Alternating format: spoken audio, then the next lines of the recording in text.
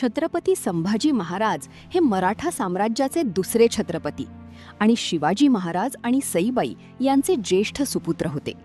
त्यांचा जन्म 14 मे 1657 रोजी पुरंदर किल्ल्यावर झाला. लहानपणापासूनच संभाजीराजे खूप बुद्धिमान, धाडसी आणि अभ्यासू होते. त्यांना संस्कृत, मराठी, हिंदी आणि फारसी अशा अनेक भाषा येत होत्या. फक्त तलवारबाजीच नाही तर पुस्तकांचं ज्ञानही त्यांना खूप होतं.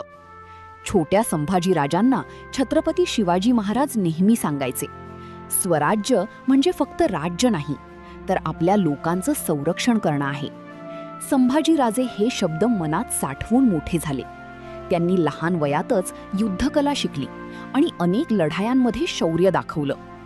वयाच्या अवघ्या 16व्या वर्षी छत्रपती संभाजी महाराजांनी आपली पहिली लष्करी मोहीम राबवली. यात त्यांनी पन्हाळा किल्ला जिंकून घेतला. ही मोहीम अत्यंत महत्त्वाची होती, कारण पन्हाळा हा मराठा साम्राज्याचा एक प्रमुख किल्ला होता. 1680 मध्ये छत्रपती शिवाजी महाराज स्वर्गवासी झाले. संपूर्ण स्वराज्यावर दुःखाचं सावट पसरलं.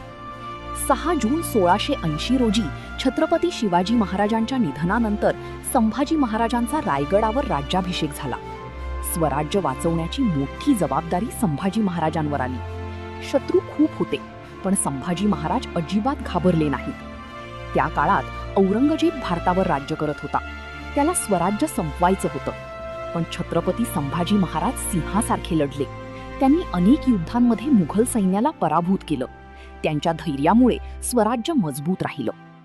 एक दिवस शत्रूंनी कपटाने छत्रपती संभाजी महाराजांना पकडलं.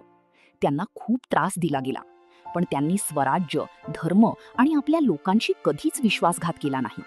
ते शेवटपर्यंत खंबीर राहिले. छत्रपती संभाजी महाराज हे एक महान योद्धा आणि कुशल प्रशासक होते. त्यांनी स्वराज्यासाठी आपले सर्वस्व अर्पण केले. आजही ते आपल्यासाठी प्रेरणास्थान आणि शौर्य आणि पराक्रमाचे प्रतीक आहेत. अशा प्रेरणादायी गोष्टीसाठी चॅनलला सबस्क्राईब करा.